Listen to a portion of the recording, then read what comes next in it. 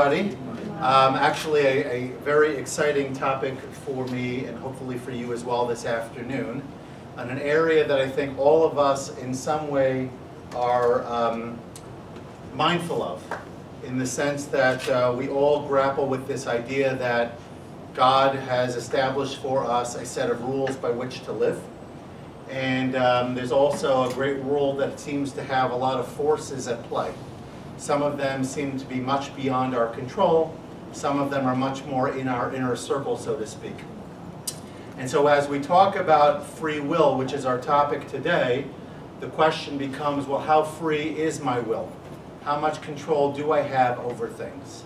And how much of it may be perhaps preordained in some type of way, right? Is the rabbi, so to speak, in his blood from day one to follow in that pathway, and somebody else to follow in a different pathway? Is that a preordained outcome? Or to the degree that it isn't, to what level of control do I possess in that process? So before I say anything additional, I thought for the nature of what we're talking about today, that I would give the audience the opportunity for just a few moments to share with me if you had any particular questions. I can't promise that in the scope of either the time that we have or in the direction that the talk will go, that I'll be able to respond to it, at least not fully, but perhaps at least I could be mindful of it as we are talking about the topic. So does anyone have a question about the topic? The topic is free will, and what you'd like to see the talk address in that context. Yes, ma'am? How would you correlate that with Hashgacha? Okay, so Clara, if you could elaborate. The question that, for those who did not hear, how would you correlate free will with Hashgacha Pratis, which we'll define as God's personal oversight of my life, right? Basically, we have this belief in Judaism. It's a beautiful question, by the way. We have this belief in Judaism that God is intimately involved in my life, and that things that I do are not sort of just, let's call it random, and God's up there and I'm down here, and we're living in two different spheres. But in reality, He plays an intimate role in the day-to-day aspect, so to speak, of my life. So let's see if we can come back to that. Yes, sir. I was just wondering if the rabbi would like to address the question of the concept of free will over Jewish history. In other words, how the concept may have or may not have changed from day one, from Avram Avinu, to the present 21st century. Okay, so if I'm understanding correctly, please clarify for me if I'm not. The question over here from this gentleman is that, has there been a change in the way that this topic has played itself out over Jewish history? I thought you were going to ask a different question, and because I liked the question I thought you were going to ask, I'm going to mention that one also. And that question has to do with what we might call, I mentioned this yesterday in my talk about Purim and Passover and the two redemptions that are really related. It's a season of redemption in many respects. And the question is, what is the interplay between the macro level Hashgacha, the macro level sense of God's orchestration of the world and its activities, versus the micro level? So for example, in the case of Esther, which is where it came into play, Esther is told by Mordechai that if she doesn't intervene at this moment, if she doesn't intercede on behalf of her people, then God will find a way. Revach v'hatzala yu layudim mimakom acher. There will be salvation. It will occur. It'll come from a different source. And you and your family's household, so to speak, will be lost. And who is to say that the whole reason that you were promoted, so to speak, into the position of queen from the beginning wasn't for this one moment in history? So that's also an interesting question about my choices versus God's master plan. I'm not sure that I'm smart enough to even begin to discuss that. That's quite up there. But it's certainly something to be mindful of as we think about. And by the way, it's interesting. It's really not our topic, but Rav Dessler, who I'm going to mention later, Rabbi Eliyahu Dessler, was one of the preeminent Jewish thinkers in the middle of the past century. He lived through the Holocaust, and he relocated from originally further in Central Eastern Europe to Western Europe to England. And from his position in the yeshiva in England, he then moved to the city of Bnei Brak in Eretz Israel, which is where he lived the final years of his life. And Rav Dessler wrote he wrote letters and whatnot that eventually became published as Michtav Me'Eliyahu, translated by Feldheim Publishers and whatnot. And so he deals with a lot of questions that we're going to touch on. And he asks the question specifically about Rosh Hashanah. And he says, you know, it's interesting, when it comes to the Galut, when it comes to exile, we know that we have 2 days of the Yom Tov, like we celebrated on Shabbos and then again on Sunday. And interestingly, some members of our group are residents of Israel, and those people did not keep the second day the way that we did. And as a result, they have interesting questions with regards to what do they do in certain cases. One person actually asked me, what does he do about Yizkor? Because Yizkor this year is going to be said on Acharon Shal Pesach, which for an Israeli is already after the holiday has concluded. So I was in correspondence with a posek last night to deal with that question. What do you do in such a situation? And he gave me a response, so hopefully I'll meet up with that gentleman again and I'll be able to provide the response. So either way, the reason we keep 2 days of the Yom Tov in Chutz La'aretz is because the Gemara deals with it, but in essence it has to do with how much we know whether or not the holiday was in fact, let's call it decreed or proclaimed, at least in the time of the Mikdash when they didn't have the technology and the communication capacity that we have today. And because of the question associated with which day is the holiday, because maybe Rosh Chodesh would be this day, maybe Rosh Chodesh would be the following day, and therefore you count 15 days from there. So which is the 15th day from the end of Rosh Chodesh? That depends on when the new month was proclaimed at the beginning of Nisan. And since it took time for that information to make its way to the diaspora, therefore we keep a second day. But there's one day where that really doesn't fit. It may fit in terms of the question of can I do work or can I not do work, but it doesn't fit in terms of the theme of the day, the avodah of the day, which is Rosh Hashanah. Because on Rosh Hashanah, if we stand before God and God's got the books open, and we say that this is the day when the Sefer HaChaim and the Sefer HaMaves and the Sefer for the Beinonim remain open for Him to judge, once that judgment is over, it's over. So what is to be accomplished on day number 2? It's a fascinating question if you think about it. Why am I going back to shul on the second day of Rosh Hashanah? What din, what judgment am I asking for if the day before had already achieved that goal? So Rav Dessler goes with an interesting approach, where he basically says we have people in the community, people in our society, that are really the ones that sort of lead the community. And they're the ones that really need to be infused with the power and the inspiration and the guidance and whatever it might be in order to achieve, again, coming to the macro level concept, the communal basis, the rabbis, whomever it might be, that they're the ones who need that level of, let's call it, din, whatever the judgment would be. And then many people within the community serve in a second tier type of role, where we're there to support, we're there to provide either the resources or the manpower, other things. So it's an interesting dynamic. Again, not really our topic, but it's an interesting dynamic where you think about macro versus micro and how it plays into a role, even on a day like Rosh Hashanah. That you can judge me as an individual, but you can also judge me as it relates to my role in the community, which is one of the reasons why we're all encouraged to take a role within the community. Not only because it feels good to give back and all of this, but because the more that I am needed by other people, the likelier I will be to receive a more positive judgment, because even if I don't deserve it, the people that are supported by me need me in order to provide that support. And therefore I'm likelier to get a better judgment because of the role that I play and the dependence that they have on me vis-a-vis whatever it is that I do in the community. Okay, so we've approached some questions already, and I think where the Torah, probably more than any other place that I'm familiar with, deals with the issue of bechira. Bechira means to choose, livchor. Asher bachar bano, that we say that God chose us from all of the nations, right? We are considered the Am HaNivchar, the chosen nation. So this idea of choice plays out in an interesting place. It's towards the end of the Torah, in the beginning of Parshas Re'eh. And the pasuk reads as follows: Re'eh anochi nosein lifnechem hayom bracha uklala.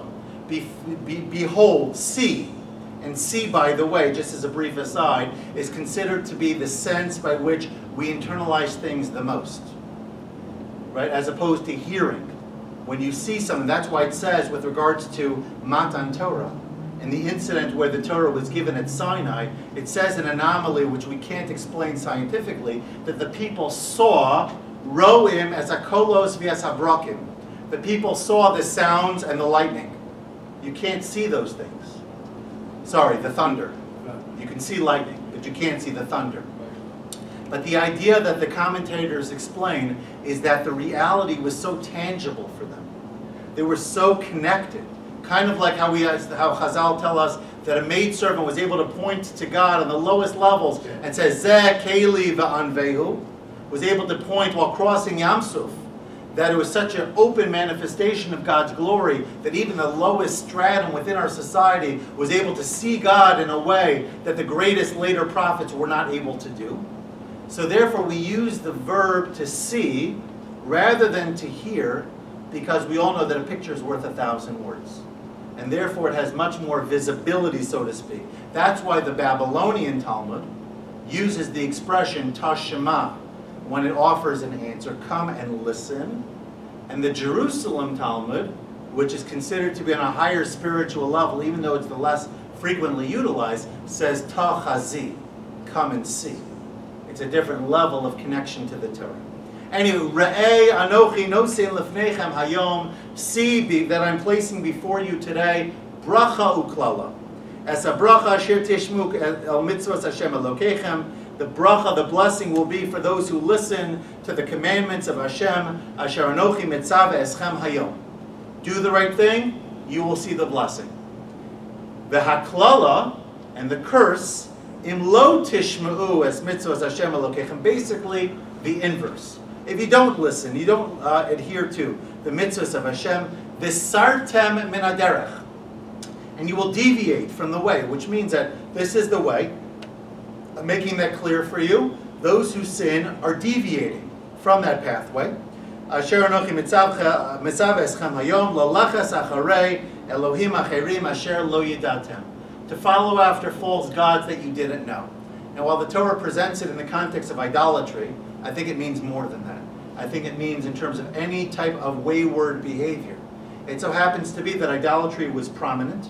It was at the forefront of Jewish sinfulness, especially back then, when there was a much greater desire to commit idolatry, something we can't actually relate to. It's a fascinating thing. We don't understand it. You read the Navi, and all these people are worshiping idols. We don't get it. Right? What's the appeal? I pass by houses of worship all the time. I don't have this tremendous draw and attraction. There's no excitement for me when I pass who knows what. And these are even related to my religion. Let's call it a church, for example. It's similar. Maybe not very similar, but it's monotheistic. It's based off of Judaism to a degree. So therefore there's some commonality. But they're talking about pagan houses of worship with idols. I have no desire whatsoever. I don't see an image of some god and have this inner urge to go ahead and pursue it. But there's a fascinating statement in the Gemara. It's a little bit of a digression, but I think you'll find it interesting. Where Rav Ashi, one of the great Amoraim, was speaking to his students. He's actually the one who edited and organized the Talmud Bavli. He lived in Bavel, he lived in Babylon around the year 420 or so of the Common Era. And Rav Ashi made a disparaging comment about the king Menashe. Menashe lived during the first temple. He was the son of Chizkiyahu. Chizkiyahu is one of the great Jewish kings of all time. Menashe was one of the worst Jewish kings of all time. Menashe is in the short list of people who have no chelek, no portion in the world to come. It says it explicitly in the Mishnah. Could have, and there's a machlokes if he was choser b'tshuva. But for most of his life, he was an idolater who was chote umachte es arabim. He sinned and he brought a lot of people with him. And in fact, subsequent generations were trying to uproot the idolatry of Menashe, and one king, a great-grandson approximately, by the name of, it's slipping my mind at the moment, Yoshiyahu tried. He had his own spiritual awakening after finding a Sefer Torah and whatnot. He had his own awakening, and he tried to uproot everything, but some people were more clever, and certain things that were sort of, and he had agents that were going to people's houses looking for idols, destroying them. but there were some that were able to hold on to.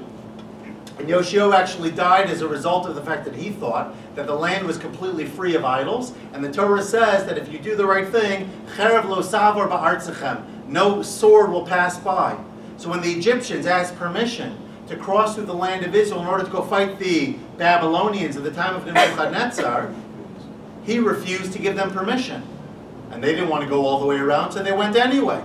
And when Yoshio came out in battle to confront them, all of the archers were directed to shoot their arrows specifically at him. And he died a terrible death, having his body pierced so many times because of the archers that shot at him. And this was because he didn't understand that he wasn't as successful as he thought. And even though the prophet had told him not to do it, he did it anyway. Anyway, not really our conversation for the moment. So, as we talk about idolatry, so this Menashe is mocked by Rav Ashi.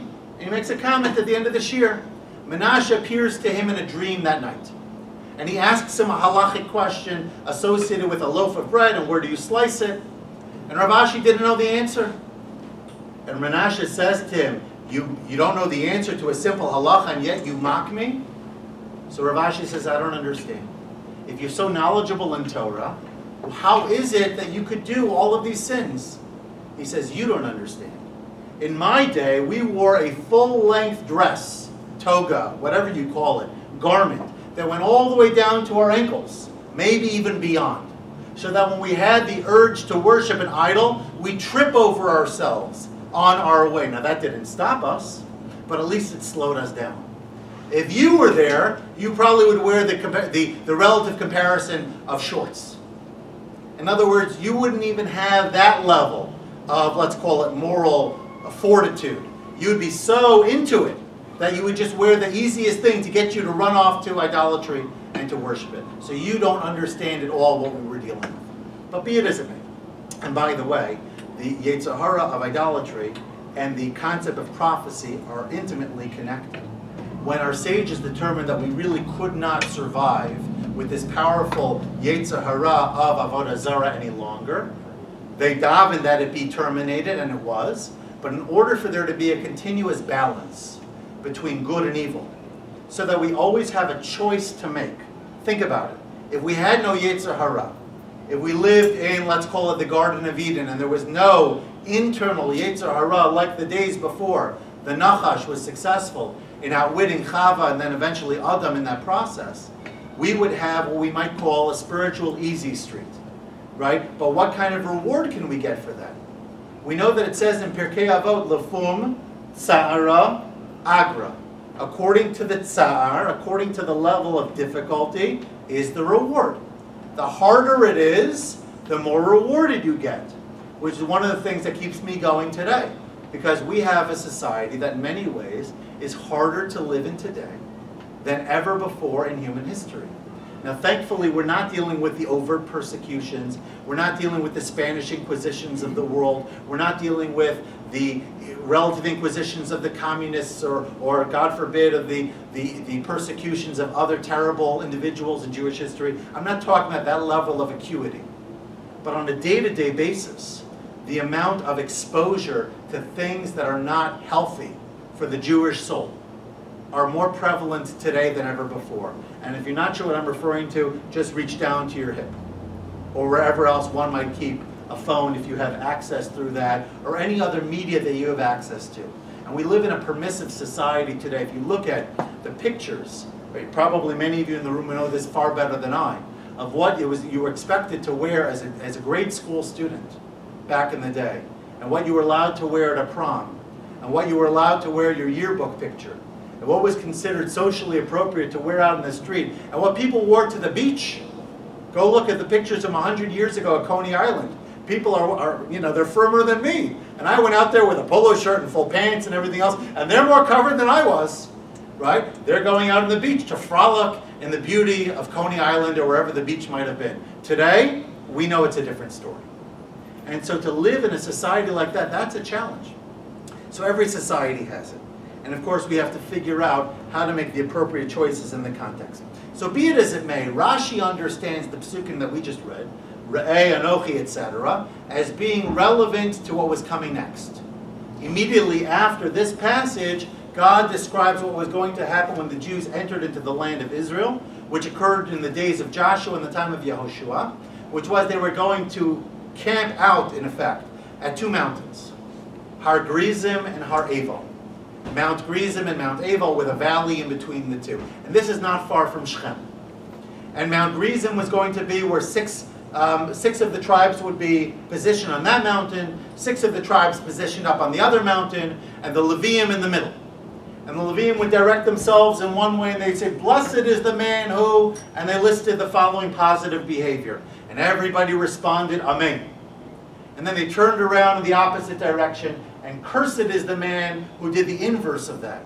And everybody would respond, "Amen."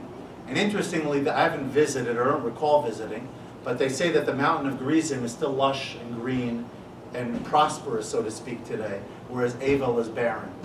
But either way, that was a very seminal moment, because that's where we declared in very definitive terms that we had brachot and klalot. We had blessings and curses, and we had to adhere to them. So Rashi says that the bracha and the klala described over here is really a reference to what was going to occur in the days of Gerizim and the days of the upcoming days, so to speak, of Har Gerizim and Har Eval. But other Mefarshim, and this is why I think it's relevant to us, understand the singular term re'eh, see, as referring to each and every individual, living in every moment that we live, meaning to say in the here and now. And this is what Ibn Ezra says, L'chol echad yidaber, that this pasuk refers to all of us as individuals. Each of us are given bracha and klala, the opportunity to choose between those two extremes. And Rambam, I think, expresses it most clearly. And I'd like to spend a little bit of time here, because I think that Rambam really lays out for us the philosophical framework that we're going to use for the balance of our conversation today. Rambam says in the 5th parak of Hilchos Tshuva and the laws of repentance as follows. Reshus l'chol adam. Each person has permission or the liberty, the freedom.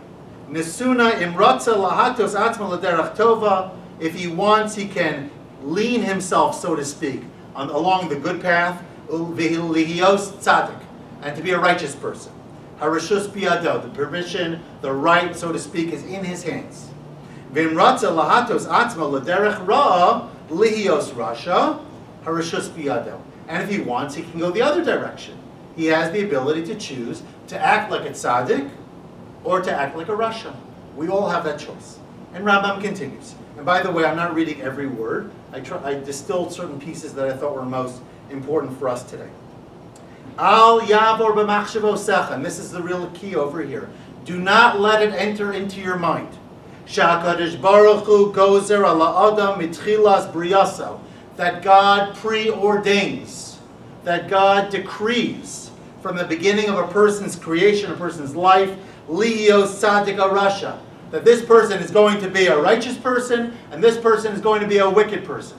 Don't let it enter your mind for a moment that we have no control over who we are or what we become, because God has already made that happen from before we were born, and we're basically puppets that don't have control over the matter.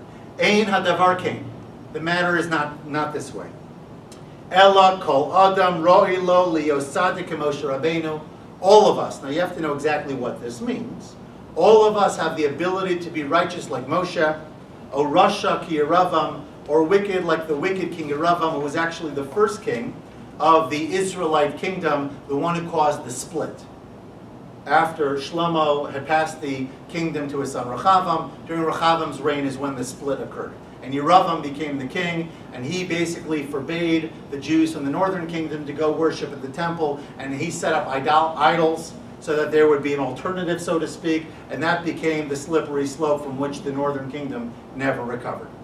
Ve'ein lo mishi yachbu v'lo gozer alav v'lo misha moshcho la'echad mishnei adarachim. There's nobody who's moving you or pulling you or directing you in either one way. Elahu me'atzmo u'midato. But rather a person has the right and the ability, the freedom and the latitude to choose either way that a person wants to go.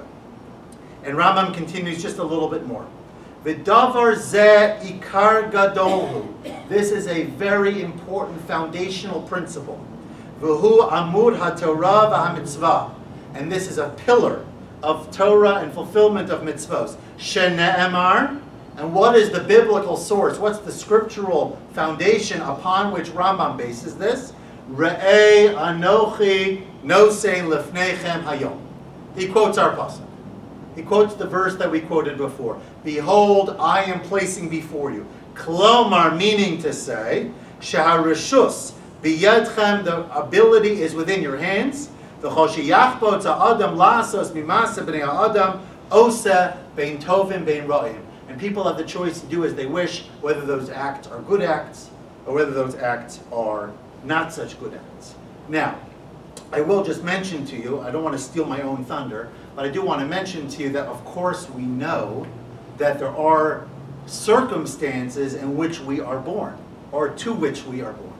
Right? The old adage that the apple doesn't fall far from the tree. And we know that the probability is such that a person who is not raised or born, let's call it with a religious background, will likely grow up and remain irreligious. And the likelihood is that a person who is born in a religious home will remain religious. So there are some preconditions, if you will, there are some factors at play. It's not as simple, you can do whatever you want. I don't think Rambam means that. But I think what he does mean is that in the context of choice, right? Will I do this behavior, will I not do this behavior, especially if I know that there is a wrong behavior at play, right? There's no situation where God's going to stand there and strike you down with a bolt of lightning. If you choose, just for example, to light up a cigarette on Shabbat.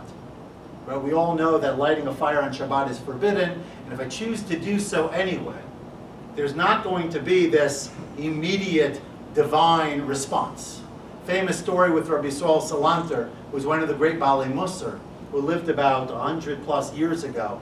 And he heard that there was a certain innkeeper. He had gone to this tavern during his travels, on and off, and he was familiar with this person. This person had been a religious Jew. And he finds out that now he was no longer observant.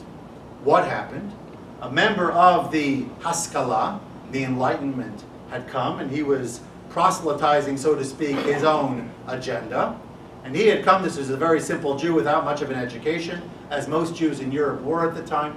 And he had basically said, if God really cares about what I do, if God really is prepared to respond to my behavior, let him strike me down with a bolt of lightning. And he takes out a piece of pork, or whatever it is that was obviously forbidden, and he goes ahead and he eats it in the presence of this innkeeper, and lo and behold, nothing happens. And so the man, I guess, was swayed, maybe he had his own inner doubts, whatever it was. Eventually he gave up his observance. So Rabbi Saul hears about this, and he also hears that the innkeeper had a daughter who was a pretty established musician. And she played violin, and she was quite good at it. And so Rabbi Saul said, if you don't mind, I'd like to hear you play. They say you're good, but I really want to hear it for myself. And she refuses. And later, and Rabbi Saul said, you know, I asked your daughter, tells the father, I asked your daughter to play for me. And she didn't want to do it. And of course, the father's all upset. The great rabbi, why won't you play for him? She says, Dad, I don't understand. I went to school for 2 years, 3 years, whatever it is. I learned how to play this violin.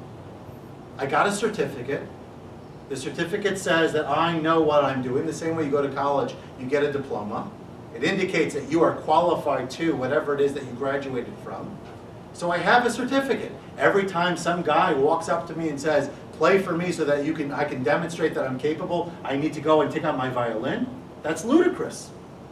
So Rabbi Saul hears that, and he says to the father, we know the story of the Exodus. We know very clearly detailed in that story are supernatural miracles right and left. This miracle and that miracle and this miracle and that miracle. And we read about it in the Seder. And we said, do you think it was only 10? It was really 50. And it was only 50. It was at Yam Suf, it was only 200, 250. These numbers blow our mind. What exactly does that even mean? We don't even know. But we know that it was big. Bigger than any Hollywood production could ever replicate.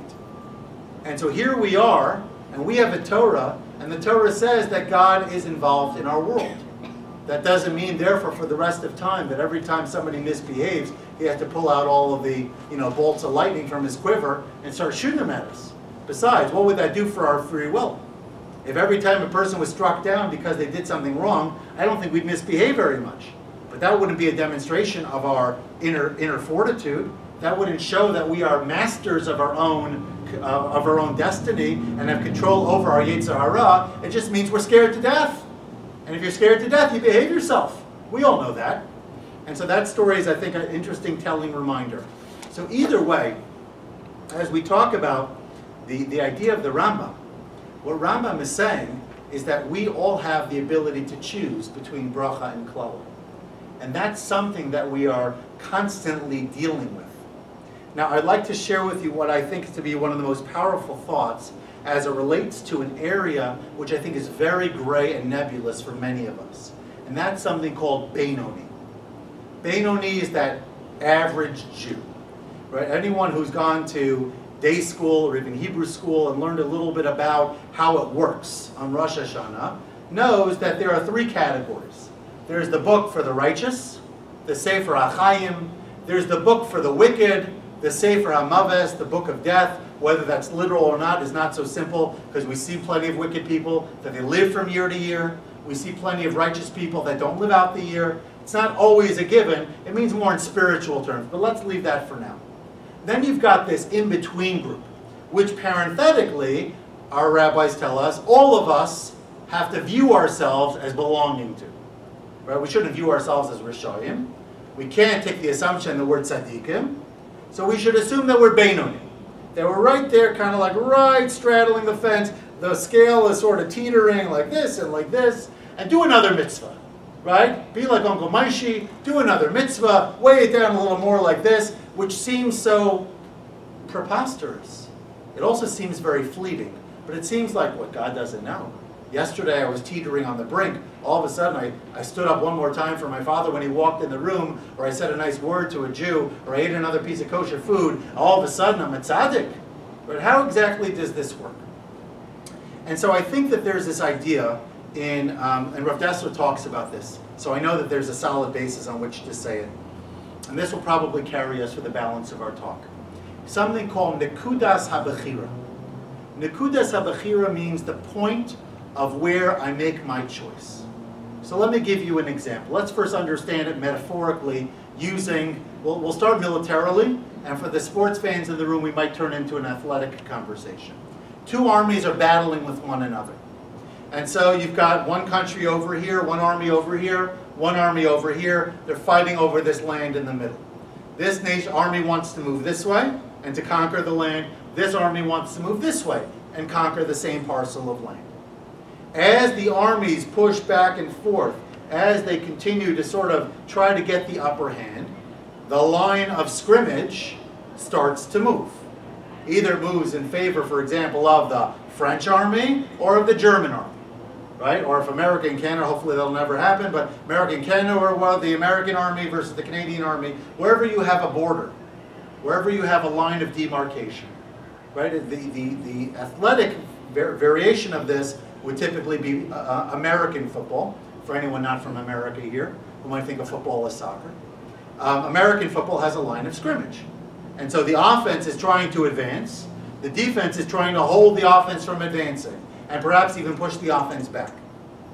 So when we have a struggle with our Yetzer Hara, there's a particular point at which the struggle occurs. For example, a regular person, quote unquote, that is observant on Shabbat, to use the example we talked about before, will not typically take a cigarette and choose to light it up on Shabbos. That is not in his or her realm of choice. It's far, let's call it, below me. On the other hand, there are certain behaviors associated with Shabbat, maybe as it relates to reaching a level of joy on the Shabbos, singing certain zmiros on Shabbos, reciting certain prayers on Shabbos, things like this that might be above me. And so in my observance of Shabbos, which by the way I think is a multifaceted thing, because Shabbos is not a singular concept, it's a singular concept, but it's got many applications. So I might rank over here as it relates to the joy of Shabbos. I might rank over here as it relates to a different part of Shabbos. And my point will move. How does my point move up and down? It has to do with the choices that I make. And it has to do with the choices that I repeatedly make and the behaviors that I accept as my own that become, in effect, second nature in who I am and how I behave. And therefore, you can imagine, kind of like you're conquering territory. So we actually, as a very brief, interesting aside, we know that the Hebrew word for a miracle is a nes. And the Hebrew word for a test is a nisayon. The Hebrew word for a stake, like a pole that you stick in the ground, is also a nes. We see it, for example, when the Jews had been slanderous in the Midbar, and God had afflicted them with snakes, and Moses tells them to put a copper snake on top of the nes. They'll look up at it, and they will be healed. That's, by the way, where the idea of a serpent on a pole, where you see a blue cross and blue shield, that's where it comes from. It comes from the Torah. And so this idea, so how do the three words, miracle, test, and pole, all fit together? Because when I have a test, and I pass that test, it's as if I'm carrying this pole with me, and I'm one of these explorers going out to the Arctic, or I'm going to the moon, or some other place, and I take it, I stick it in the ground, and I have a flag on the top of it. The flag might typically say United States of America or something like this, but I could have a personal flag. And this flag says, I have now conquered this territory as my own. I have now achieved something that I had not achieved until this point in time. And when God performs a miracle, it's the same idea. He's exerting himself in a place where he hadn't until that point in time. And as a result of that miracle, there's more belief and there's more adherence and these kinds of things. And so therefore, when we talk about a nekudas habechira, when we talk about a personal choice that we have, that's a fluid process. And today I might take 2 steps forward, and tomorrow I might take 1 step back. And constantly we are engaging the Yetzer Hara at the level where we are, so to speak, vulnerable. There's no benefit in the Yetzer Hara trying to get us at a place where we've already given in. There's also no value in the Yetzer Hara trying to get us at a place where he cannot win. Right? He tries to engage us where that potential for movement exists. And therefore, all of us are Beinonim always, because in different aspects of our life, we engage in a struggle. In different aspects of our life, we have choices to make. And what we do with those choices, what decisions, that we make as an outgrowth of those opportunities to make choices, that's what ultimately determines, are you a tzaddik or are you a rasha? And we also know that tzidkus, or righteousness, is a relative term. The Talmud tells us, for example, of a certain Elazar ben Dradia, I think it's Gemara in Sanhedrin, maybe in Kedushin, who was a tremendous sinner. And he had relations with prostitutes and others, and really gave in to every sexual desire that he had. And he finally heard of this super prostitute, so to speak, who was a woman who lived out in some island, and she charged an enormous fee for her services, and he sold everything, and he went out to have the benefit of her service. And the Gemara tells us that when he got there, his tzitzis started whipping at him, started hitting him, and he realized the emptiness of his behaviors. And he stopped right there, and she couldn't understand. There was no man that had ever not wanted to engage with her, but he wouldn't do it, and he cried, and he was so remorseful that his soul left him. And the Gemara calls him at that point Rabbi Elazar ben Dradia, and says he was one of those people who was kana olama b'shar achas. He was one of those people who acquired his world to come, his portion in the next world, in one moment, because he had transcended his Yetzer Hara to such a degree, he had come full face to with the Yetzer Hara and come full circle, so to speak, that he was able to uproot to the deepest levels, to his core, whatever this Yetzer Hara had been. So we know that you could be in different places and still reach greatness. And so this last point that I wanted to mention that I think is a practical takeaway for all of us is that we as parents, or in our case some of us grandparents, maybe even great-grandparents, Kein Yirbu, you should all have a lot of nachas from all of your children and generations. We have a tremendous responsibility. And our responsibility is to put our children, our grandchildren as best we can. We don't control the grandchildren as much. But to put our offspring in the best position to succeed. We all know, if you play the game of probability, you all know that the better the education, the more moral and upright the upbringing, the better the outcome is going to be. And so therefore, we have an opportunity to make a difference in this conversation. Right? Even though each person has the ability to choose, as we talked about before, the person who is ingrained with positivity, understands wrong from right, knows what a good choice looks like and the benefits of making good choices, that's a likelier person who will make those choices and will live a life that we are proud of and want to promote. And so to wrap up our conversation about bechira, we started with a talk relating to the psukim of Ra'eh, Anochi, Nosein Lifnechem Hayom, Bracha Uklala, where Hashem says, I'm placing before you blessing and curse. Some understand it like Rashi as referring to Har Grizim and Har Eval, to the mountains where Klal Yisrael would be standing soon to receive the blessings and the curses and to reinforce them. But according to Rambam, it's a directive to our own decision making. It's a directive to the life that we live. And who are we and what we become is really the direct outgrowth of the choices that we make. And everybody has the capacity to be as great as Moshe Rabbeinu, at least on relative terms. And everyone has the capacity to sink as low as the worst people in the world. And the only thing that's going to determine whether we go one direction or another are the choices that we make. And therefore, if we realize that we have that capacity for change, and we recognize that today, as I talked about, I think it was 2 days ago, the idea that on Zman Cheruseinu, which is Pesach, there's a special spiritual flow. There's a special spiritual energy where God is giving us the capacity to leave our own Mitzrayim, to get rid of or to break free from the shackles of yesteryear, and to somehow move through those restrictions, get out of the confinements, min ha-meitzar, to become truly free.